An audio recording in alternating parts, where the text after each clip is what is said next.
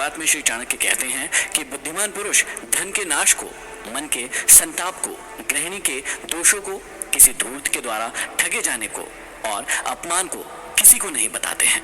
यह मनुष्य की सहनशीलता की ओर इशारा करते हुए कहा है कि बुद्धिमान व्यक्ति वही है जो अपने परिवार के नुकसानों को और दोषों को छिपाकर सहन कर लेता है, क्योंकि उसका प्रदर्शन करने से केवल जगहसाई ही होती है। ऐसी बातों को कभी भी अन्य व्यक्तियों के सामने उजागर नहीं करना चाहिए। चाणक्य का मानना है कि कई बार संकोच की प्रवृत्ति के कारण मनुष्य को हानि उठानी पड़ती है। मनुष्य के लिए यह जरूरी है कि किसी भी आर्थिक व्यवहार में उसे लिखा पढ़ी कर लेनी चाहिए।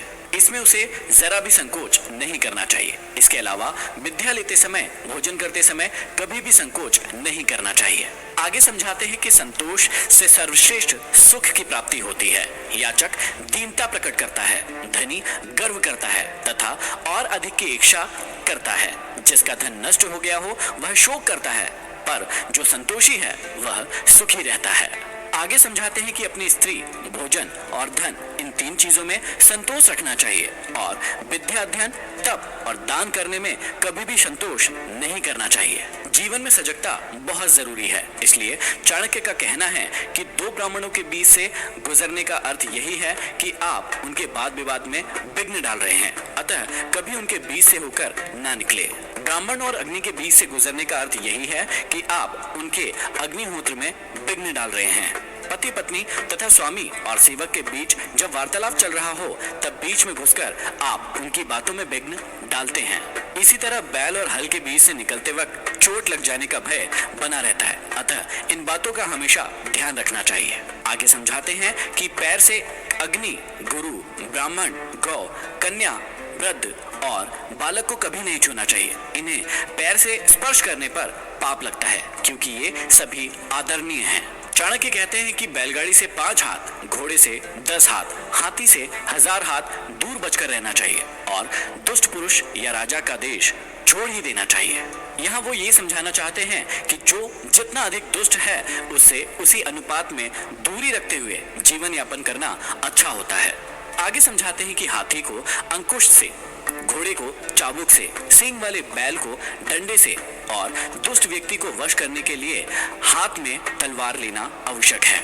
आचार्य चाणक्य के अनुसार दुष्ट व्यक्ति को आसानी से ना तो वश में किया जा सकता है और ना ही उसे सुधारा जा सकता है। ऐसे व्यक्ति को ठीक करने के लिए कभी कभी उसे तलवार से चोट पहुंचानी पड़ती है और कभी कभी उसे खत्म भी करना पड़ता है। आगे चाणक्य कहते हैं कि ब्राह्मण भोजन से संतुष्ट होते हैं, मोर बादलों के गरजने से, साधु लोग दूसरों की समृद्धि देखकर और दुष्ट लोग दूसरों पर विपत्ति आई देखकर प्रसन्न होते हैं। आगे समझाते हैं कि अपने से शक्तिशाली शत्रु को विनयपूर्वक उसके अनुसार चलकर, दुर्बल शत्रु पर अपना प्रभाव डालकर और समान बल वाले शत्रु को अपनी शक्ति से या फिर विनम्रता से जैसा अवसर हो उसी के अनुसार व्यवहार करके अपने वश में करना चाहिए। शत्रु से व्यवहार करते समय इस बात की ओर इशारा किया है कि शत्रु से व्यवहार करने से पूर्व उसकी शक्ति और सामर्थ्य का पूर्वानुमान लगा लेना चाहिए। राजा की शक्ति उसके बाहुबल में, ब्राह्मण की शक्ति उसके तत्व ज्ञान में और स्त्रियों की उनके सौंदर्य तथा माधुर्य में होती है। संसार में अत्यंत सरल और सीधा होना भी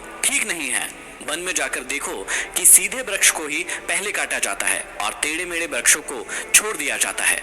इस बात में जीवन की सच्चाई की ओर संकेत किया है। सीधापन आदमी की कमजोरी का परिचायक माना जाता है। उसे हर कोई सताने लगता है, परंतु टेढ़े स्वभाव के दुष्ट व्यक्तियों से कोई भी उलझना नहीं चाहता, सभी उनसे बचना चाहते हैं। जिस सरोवर में जल रहता है हंस वही रहते हैं और सूखे सरोवर को छोड़ देते हैं। मनुष्य को ऐसे हंसों के समान नहीं होना चाहिए कि बार बार स्थान बदले। चाणक्य का मत है कि मनुष्य के लिए अपना स्वार्थ ही प्रमुख नहीं होना चाहिए। जिस स्थान विशेष से एक बार नाता जोड़ लिया जाए तो उसे कठिनाई आने पर भी नहीं छोड़ना चाहिए। कमाए हुए धन का दान करते रहना ही उसकी रक्षा है। जैसे तालाब के पानी का बहते रहना ही उत्तम है।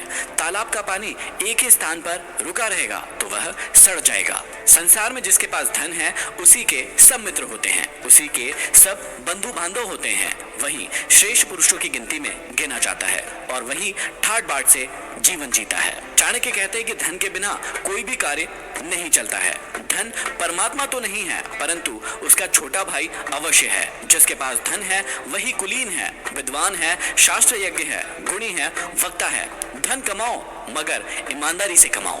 अत्यंत क्रोध करना, कड़वी वाणी बोलना, दरिद्रता और अपने सगे संबंधियों से वैर विरोध करना, नीच पुरुष का संग करना, छोटे कुल के व्यक्तियों की नौकरी अथवा सेवा करना, ये 6 दुर्गुण ऐसे हैं जिनसे युक्त मनुष्य को पृथ्वी लोक में ही नरक के दुखों का आभास होता है। मनुष्य यदि सिंह की मांद के पास जाता है तो गजमोती पाता है, और यदि सियार की मांद के पास जाता है तो बछड़ी की पूंछ और गधे के चमड़े का टुकड़ा पाता है।